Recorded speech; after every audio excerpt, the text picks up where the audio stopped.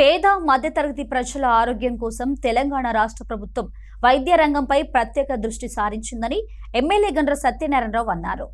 ఈ మేరకు రేగొండ మండల కేంద్రంలోని రైతు వేదికలో 37 మంది లబ్ధిదారులకు 10,90,000 రూపాయల సీఎం రిలీఫ్ ఫండ్ చెక్కులను ఎమ్మెల్యే గండ్ర సత్యనారాయణరావు ముఖ్య అతిథిగా హాజరై లబ్ధిదారులకు పంపిణీ చేశారు. ఆరోగ్యశ్రీని 10 లక్షలకు పెంచడం, ఆరోగ్యశ్రీలో కవర్ కాని చికిత్సకు సంబంధించి ఎల్ఓసి ఇప్పించడంతో పాటు భూపాలపల్లి నియోజకవర్గంలో వైద్య రంగంపై ప్రత్యేక దృష్టి సారించినట్లు తెలిపారు.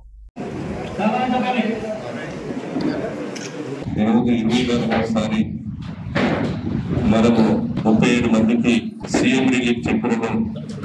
13 లక్షల రూపాయలు ఈరోజు పంపిణీ చేయడం జరుగుతూ ఉంది. ఈ సందర్భంగా వైద్య రంగానికి రాష్ట్ర ప్రభుత్వం ఒక ప్రత్యేకతను చూపెడుతూ 5 లక్షలు ఉన్న ఆరోగ్యశ్రీని 10 లక్షలు పెంచి ఆరోగ్యశ్రీలో కూడా ఏదైతే కవర్ గాని పేషెంట్స్ ఉంటారో వారిని డబ్బులు పెట్టుకుని బిల్లులు అందిస్తే వెంటనే ప్రతి నెలకొకసారి వాళ్ళకు చెక్కులను అందజేయడం, డబ్బులు పెట్టుకోలేని పరిస్థితి ఉండి ఆరోగ్యశ్రీలో కవర్ కాకపోతే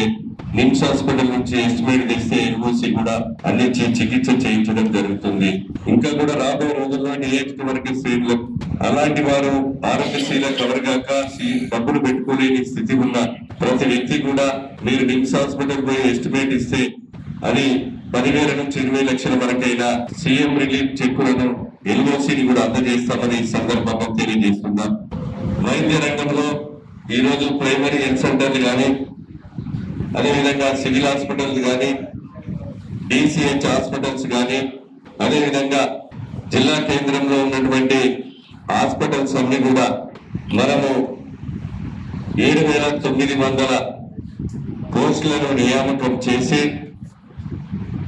ఈరోజు భూపాలపల్లిలో కూడా సుమారు 217 పోస్టుల నియామకం చేసి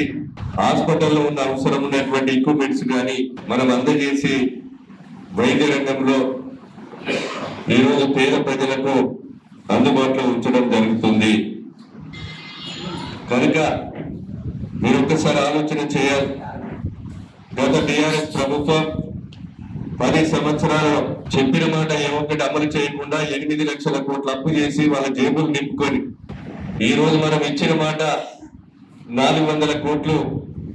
ఆర్టీసీకి కడుతూ ఉచిత బస్సు ప్రయాణం మహిళలకు ఇస్తూ 58,000 ఉద్యోగాలు నిరుద్యోగ యువత కల్పించి 280 కోట్లు ఇంట్లో వాడుకునే రైతులు వాడుకునేటువంటి కరెంటు కూడా ఉచితంగా అందిస్తూ 6 లక్షల రేషన్ కార్డులు కూడా ఈరోజు కొత్త రేషన్ కార్డులు ఇచ్చి పాత రేషన్ కార్డుల్లో కూడా కుటుంబ సభ్యులను చేర్పి ఈరోజు 4.5 లక్షల ఇళ్లను ఈ రాష్ట్రంలో నియోజకవర్గానికి 3,500 చొప్పున ఇందిరమ్మ ఇళ్లు కట్టిస్తూ 21,000 కోట్లు 26,70,000 మందికి రుణమాఫీ కల్పిస్తూ అదే రకంగా ఇంకా కూడా ఈరోజు సన్న బియ్యాన్ని 4,000 కోట్ల రూపాయల భారం పడ్డ ఈరోజు దొడ్డు బియ్యం రద్దు చేసి సన్న బియ్యాన్ని ప్రతి కుటుంబంలో అందజేయడం జరుగుతుంది.